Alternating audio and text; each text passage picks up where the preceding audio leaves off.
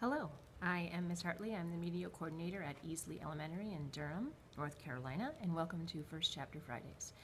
Each Friday we will be reading the first chapter of a book that is good for either 4th or 5th grade, and if you like what you hear, come on down to the library and check it out.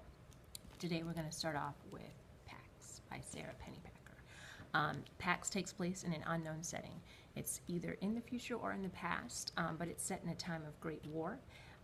And the story is about the relationship between a boy and his adopted fox. Due to the circumstances of this war, they are separated, and the story is about whether or not they will reunite.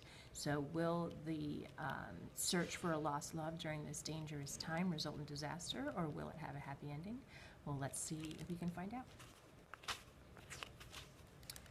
The fox felt the car slow before the boy did, as he felt everything first. Through the pads of his paws, along his spine, and the sensitive whiskers at his wrists. By the vibrations, he learned also that the road had grown coarser.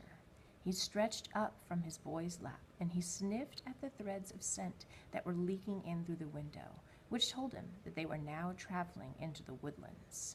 The sharp odors of pine, wood, bark, cones, and needles slivered through the air like blades, but beneath that the fox recognized softer clover and wild garlic and ferns and 100 things he had never encountered before, but that smelled green and urgent. The boy sensed something now, too. He pulled his pet back to him and he gripped his baseball glove more tightly.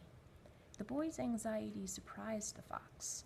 The few times they had traveled in the car before, the boy had been calm or even excited. The fox nudged his muzzle into the glove's webbing, although he hated the leather smell.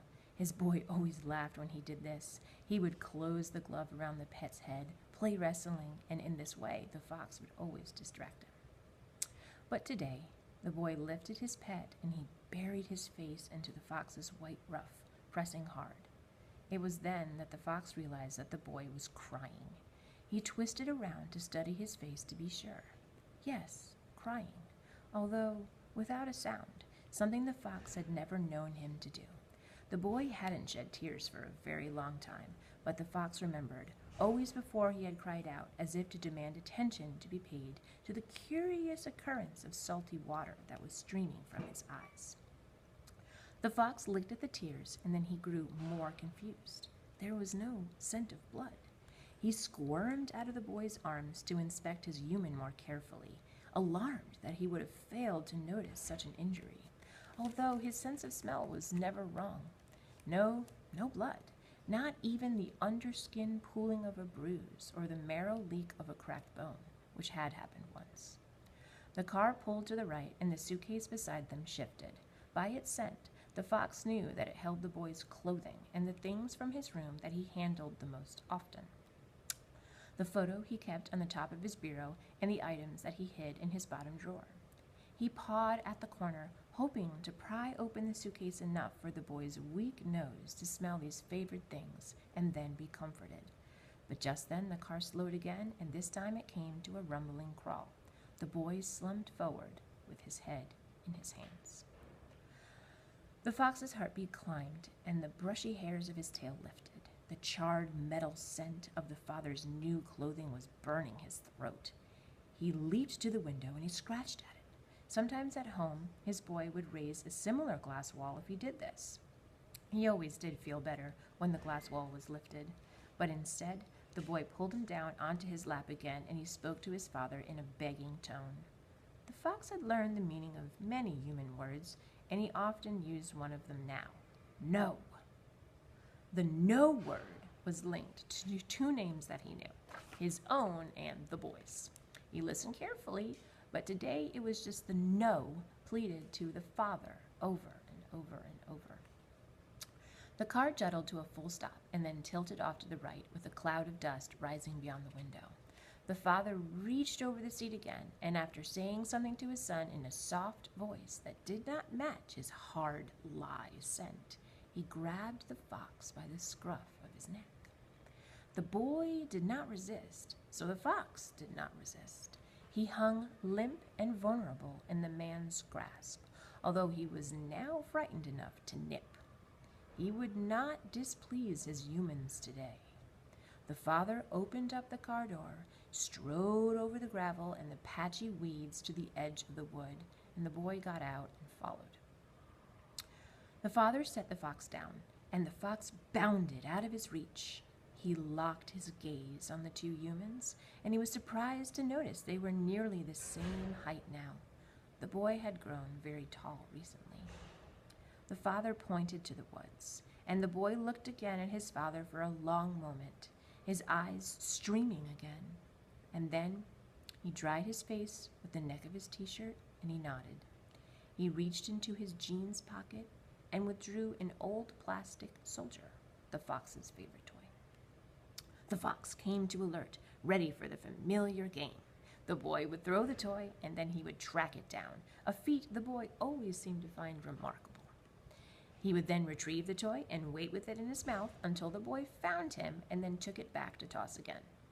Sure enough, the boy held the toy soldier aloft and then hurled it into the woods. The fox's relief, they were only here to play the game, made him careless.